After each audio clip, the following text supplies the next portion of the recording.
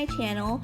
So in today's recipe, we are going to be making a strawberry cheesecake, as you guys already know by the title, but what I'm doing right now is I'm just putting some graham crackers into my food processor so I can grind them up, and then I've just added my sugar to just sweeten the biscuits up a little bit.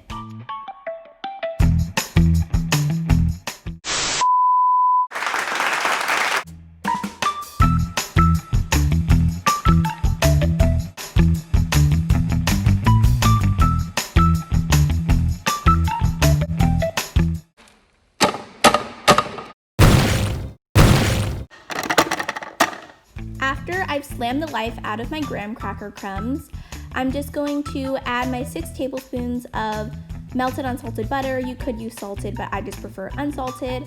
And you're just going to pulse those in. 1 hour later.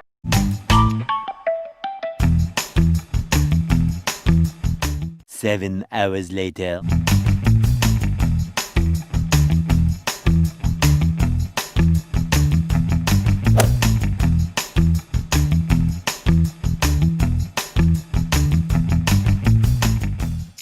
To my 9-inch springform pan, I'm just adding my graham cracker crumbs.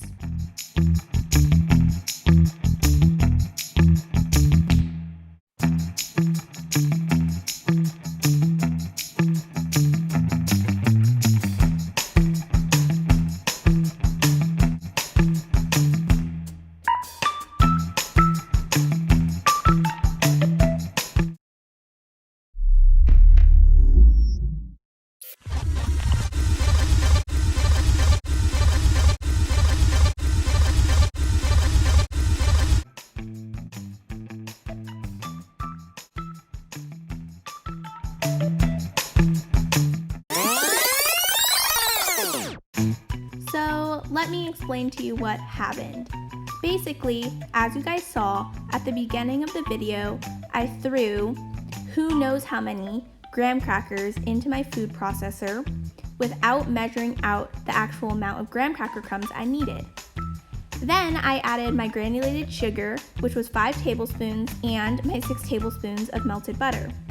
But see, that ratio is for 1 3/4 cups of graham crackers, but I had way more than that, so my crust turned out very dry and hard to work with, and not as sweet as it would have been if I actually did the proportions right. So I just want to remind all of you guys to look at the recipe, pay attention, and don't do things like this, like I do, that will mess you up in the final product. Now that I kind of settled the confusion, I added in my 1 3/4 cups of graham cracker crumbs to my 9-inch pan, and I'm just pressing it down with a flat surface like a measuring cup.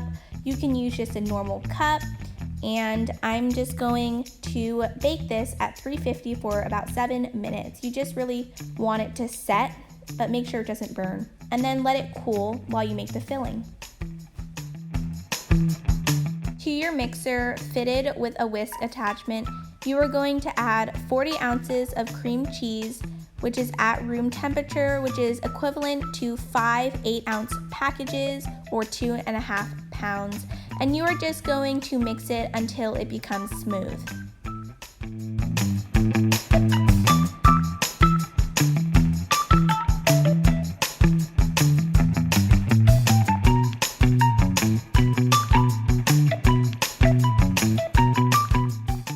So at this point, you're going to want to scrape down the sides and bottom of your bowl to make sure that everything is fully mixed in and will get mixed in when you add your ingredients. So now you're just going to add your sugar and you're going to add your sour cream.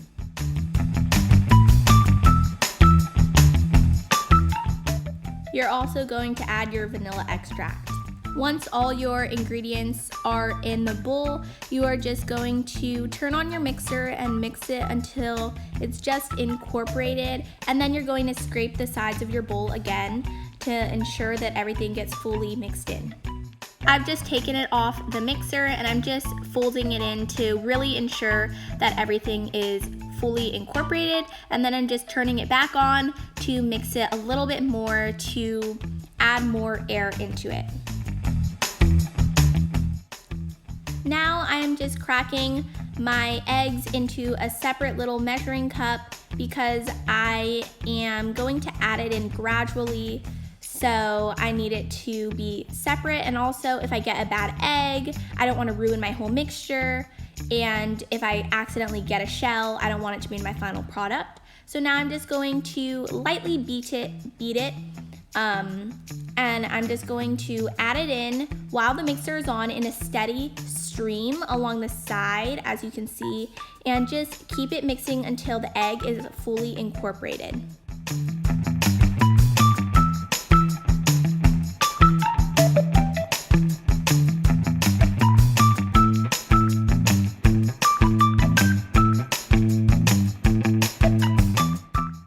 Once again, I am just folding the batter a little bit, being careful not to deflate any of the air that I whipped into it, but I'm just folding it to make sure there's no large clumps of cream cheese at the bottom or anything like that. So once everything is homogeneous, you are just going to tap it to release air bubbles.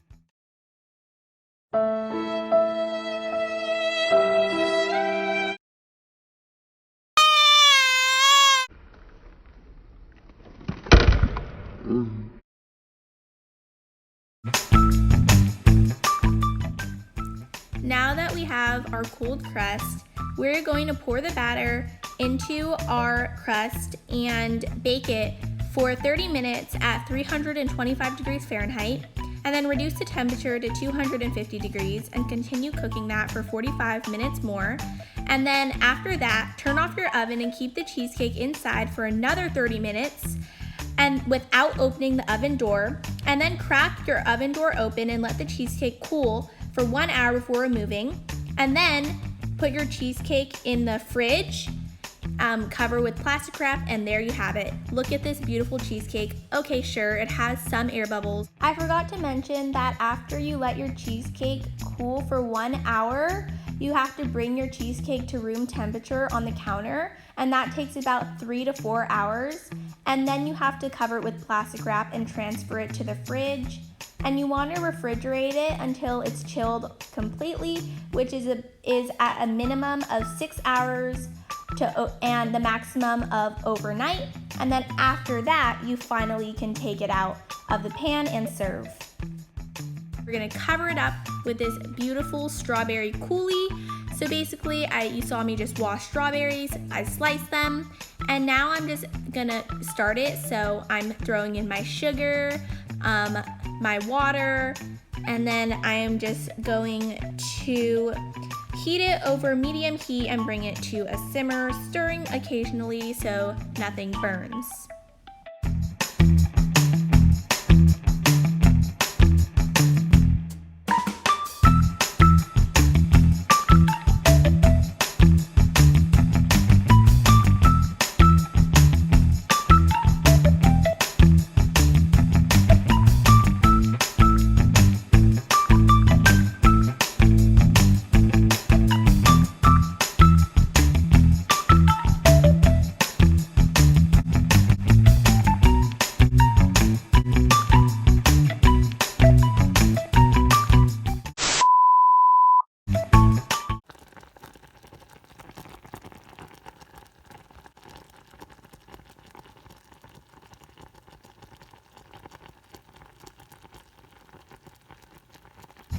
It's been about 10 or so minutes of these strawberries simmering, and they are looking pretty tender, and the juices are starting to come out and thicken, so it's time to pull them off the heat.